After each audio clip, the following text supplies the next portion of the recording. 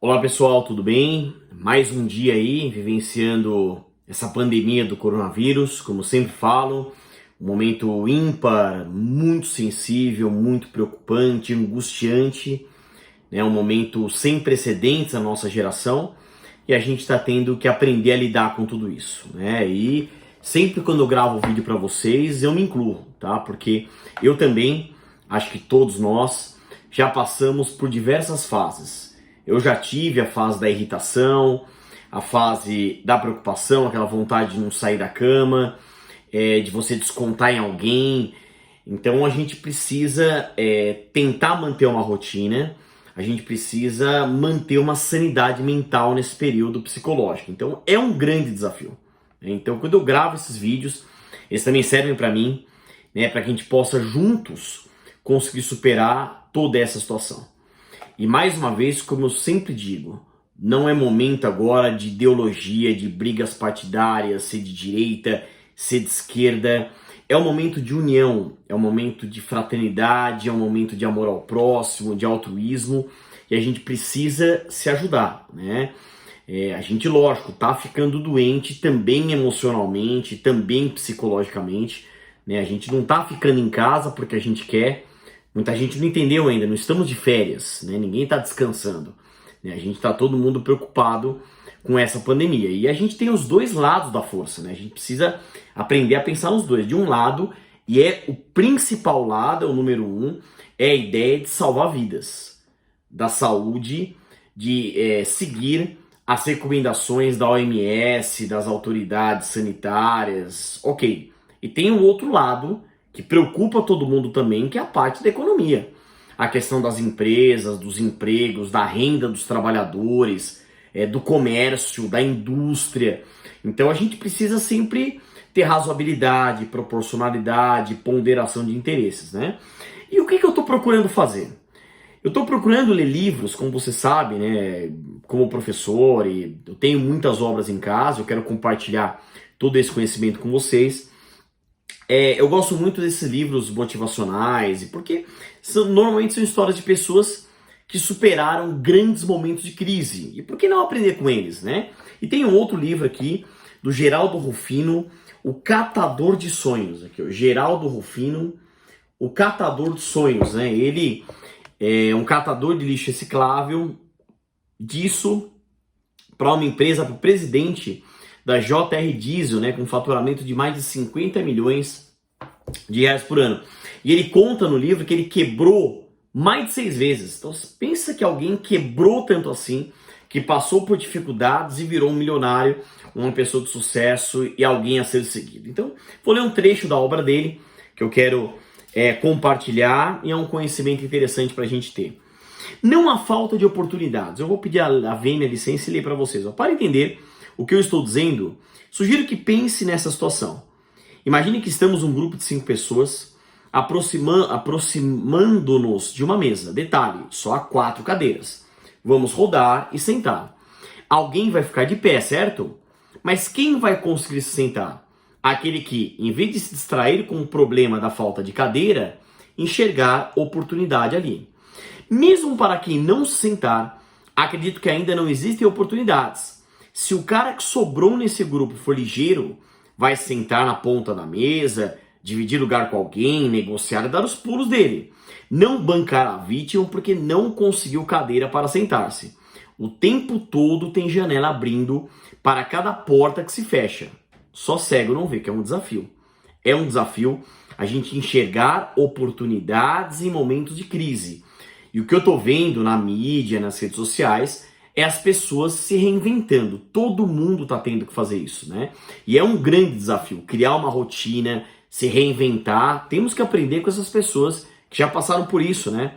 Pode reparar, a economia é cíclica, não linear.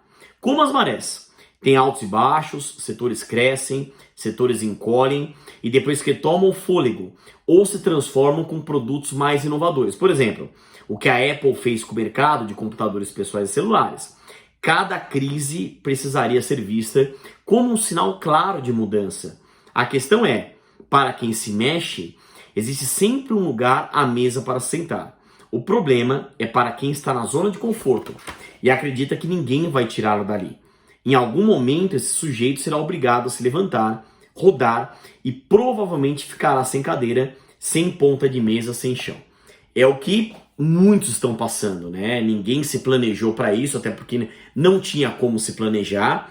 E mesmo quem estava ou está na zona de conforto, está começando a repensar, está começando a pensar o que fazer daqui para frente. Então é o momento que a gente espera que a gente consiga sair mais fortes quando tudo isso passar, tá?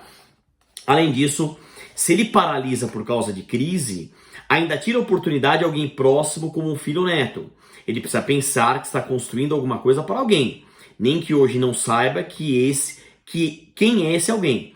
Ter objetivo, determinação, motivação na vida pode ser um excelente antídoto para qualquer pessimismo. Eu acho que é isso, a gente precisa, né? Ter a fé inabalável que isso vai passar, a gente vai conseguir se recuperar de alguma forma, a gente vai conseguir tomar algum prumo, né? Se Deus quiser, isso vai acontecer. Aí ele cita o exemplo dele. Para dar meu exemplo, sou 100% família e sempre pensei nisso para avançar, ter patrimônio e levantar empresa própria, trazendo meus parentes para se desenvolverem profissionalmente comigo e dando emprego com dignidade a tantos colaboradores. Nenhuma crise seria capaz de me deter, de me tirar esse foco. Ao longo dos anos, a crise foi desenhada como um problema, porém ela não é. Quando vim para São Paulo, um pitoco de gente com 4 anos já falava essa palavra. Conto como foi apresentado a ela no final desse capítulo. E de lá para cá, nunca andei para trás.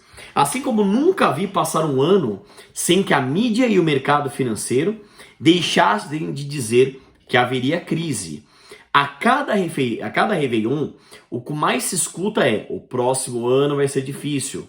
Algum dia você já ouviu alguém falar: olha, esse ano está todo mundo lucrando alto, céu de brigadeiro, vamos ganhar muito dinheiro? Se fosse verdade, como todos nós teríamos chegado até aqui?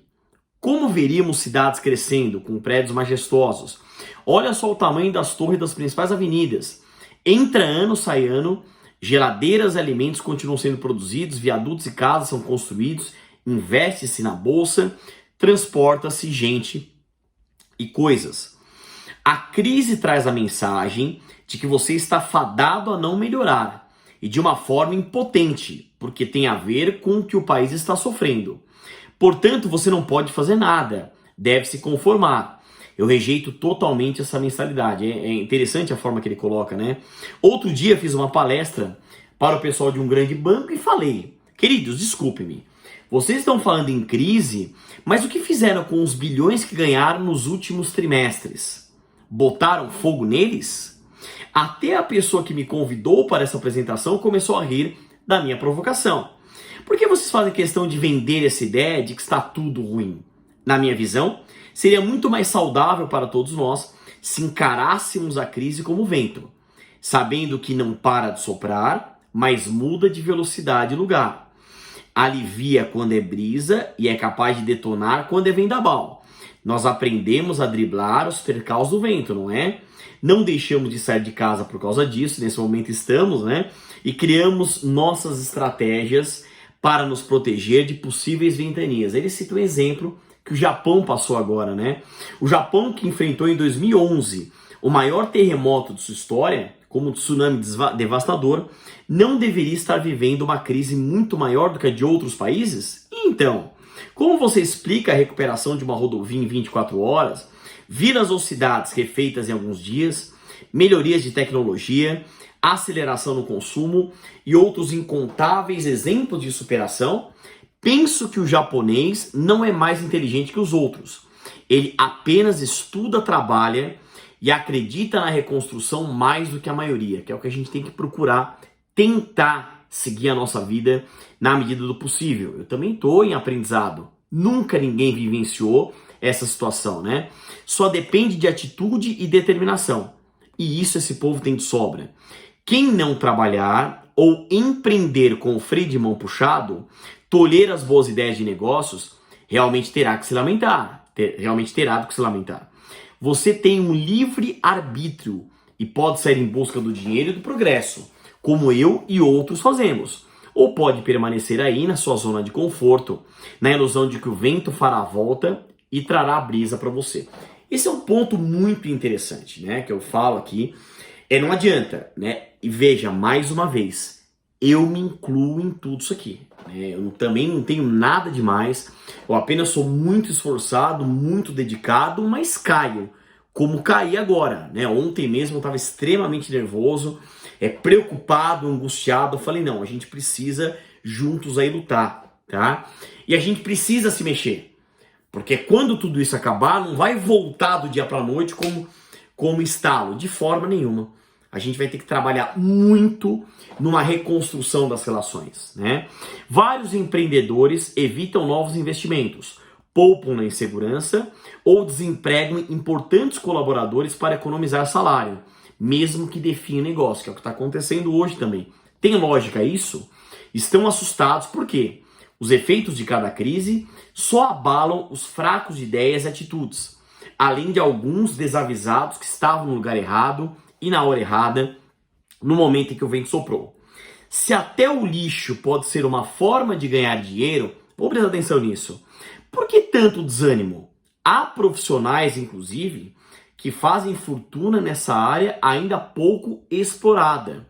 Valioso economicamente falando, mais de 90% do material reciclável que vai para a indústria passa pelas mãos dos catadores organizados ou não, em iniciativas que movimentam esse mercado promissor. À medida que cresce a responsabilidade ambiental, fica a dica, né? Então, você vê que mesmo nesse momento, você enxerga setores em crescimento, como de delivery, de entrega, e a gente precisa reconstruir. Então, veja, todos nós estamos utilizando mais as redes sociais, tendo mais contato com tecnologia, com ferramenta. Então, eu peço nesse momento de coração que Deus ilumine a gente, que a gente tenha discernimento, que a gente tenha esperança e fé inabalável, que tudo isso vai passar. E fica a dica, né? A gente respeitar, né, as mensagens dos especialistas em cada área e que seja um momento de união, de fraternidade, de solidariedade, de amor ao próximo, de altruísmo, para que juntos a gente consiga superar toda essa situação, tá bem? Aquele pensamento positivo, ânimo firme e até nosso próximo encontro.